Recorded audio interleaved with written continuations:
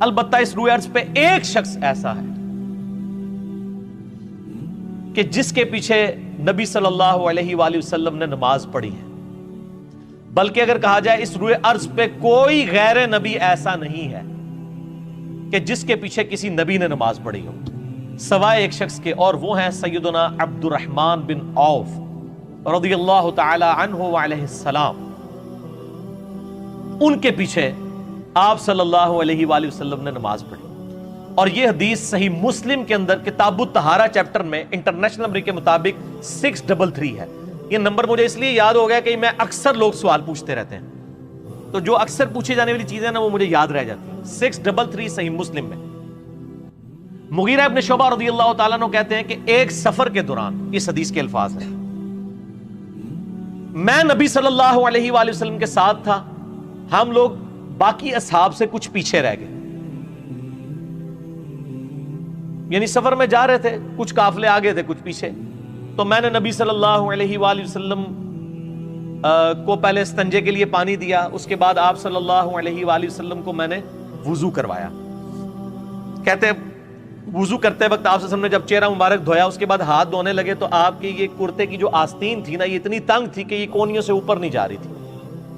تو آپ صلی اللہ علیہ وسلم نے اپنا کرتا مبارک، اس کی آستینیں یوں نکال کے نا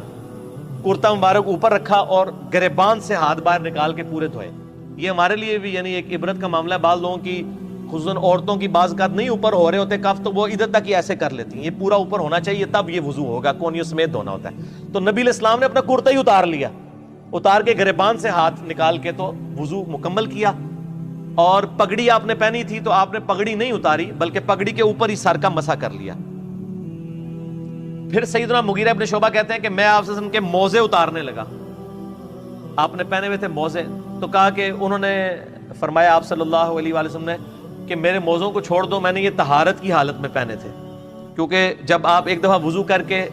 موزے یا جرابے پہن لیں، مسافر 3 دن اور 3 رات تک، صحیح مسلم میں آتا ہے 639 نمبر حدیث میں کہ وہ مسح کر سکتا ہے، اور مقیم جو ہے 1 رات اور 1 دن تک۔ تو وہ کہتے ہیں کہ وہ پھر اسی پہ آپ صلی اللہ علیہ وسلم نے مسح کیا۔ پھر ہم آ کے جب قافلے سے ملے تو نماز پہلے ہی کھڑی ہو چکی تھی اور عبد الرحمن بن عوف امامت کروا رہے تھے، تو صحابہ کرام نے سبحان اللہ کہہ کے ان کو متوجہ کیا،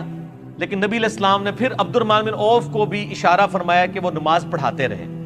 عبد الرحمن بن عوف نے حکم کو ادب پہ ترجیح دیتے ہوئے، جو اصلی مسئلہ بھی یہی ہے کہ حکم کو ادب پہ ترجیح دی جائے، نماز پڑھاتے رہے۔ نبی صلی اللہ علیہ وآلہ وسلم